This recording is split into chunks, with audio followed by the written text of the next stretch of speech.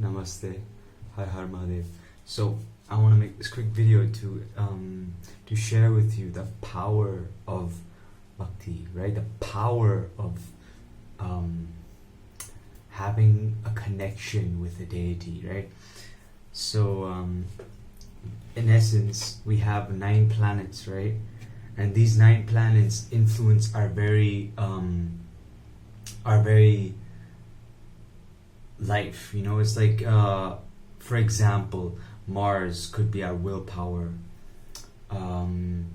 Venus could be our love, our romance with everything, and the sun could be our authority, our individuality. The moon, our feelings, our depth, our connection to our emotions, and such, right?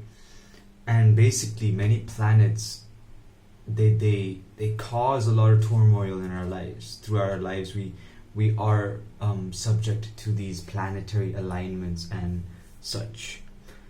But I want to give this good news, right? The way bhakti is like, it can literally if something is like destined to happen that is really bad and negative, like for example, I pray this does not happen to anyone.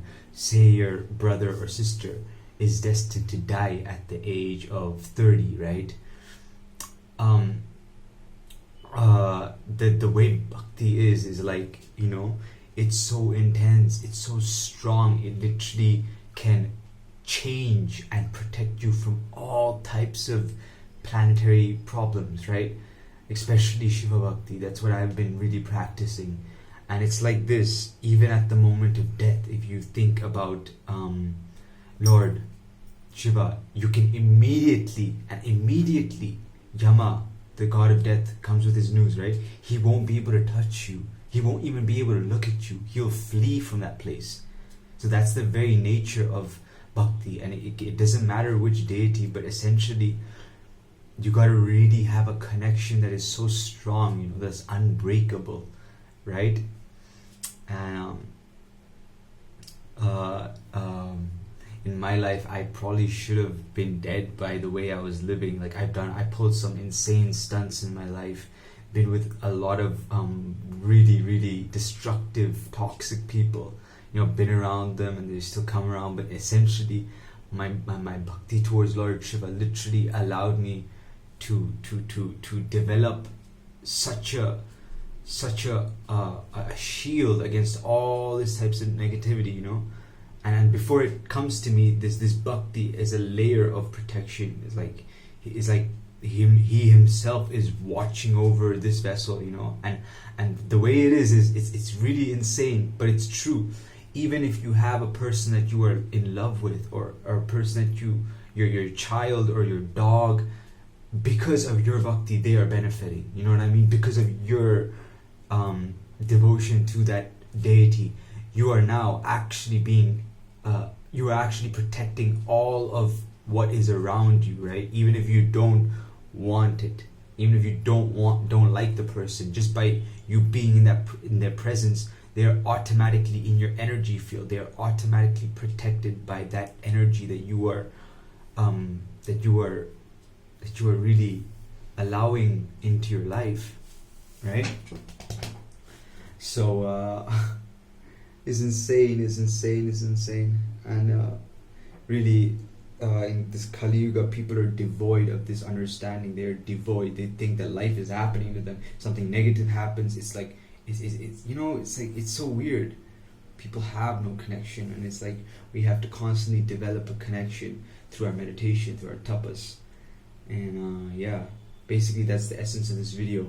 Any problem, any issue you have with any planet, any issue in life, if you just connect with that deity which you really connect with, whether it be Krishna or Lord Shiva, it will literally like change the very nature of the planets. They won't be able to do anything. After all, Lord Shiva created the very 9 grahas to make the universe function, right? He's the adipati of all these grahas, right? So he's literally the controller, right? So what what can they do to you, you know? Like, how can you lack anything in life if you have a devotion towards him? You know, you have many people who have everything in that sense. They have all the money, they have the woman, but they're miserable.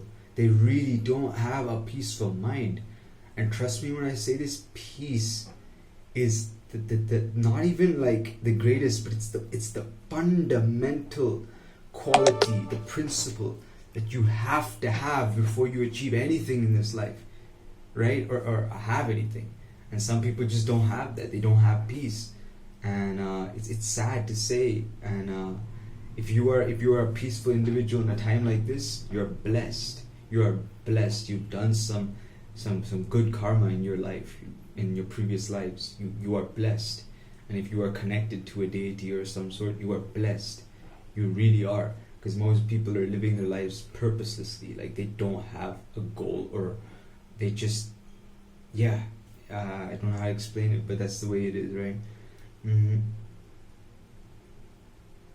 So yeah, even the planets cannot touch you with the bhakti you have for Shiva. It cannot even affect you, you know? But what happens is we do it to ourselves. We go into places, we go to people, we connect with people who have a lot of karma, who have a lot of issues that they're dealing with, and we just suck it, you know? The way it is any interaction you have is an interaction. You are exchanging, right? So if you have everything in the world, which is literally the ability to be in God, at God's feet, you now have something that someone else can just leech off of. You know, most times you have to really develop yourself if you want to go out in the world and preach or do things. But essentially, it's not a fair exchange. Most people don't have that type of cultivation. They don't have that type of inner consciousness awakened to be able to understand something like this, to be able to understand themselves, right? And that's all, guys. Har Har Mahadev.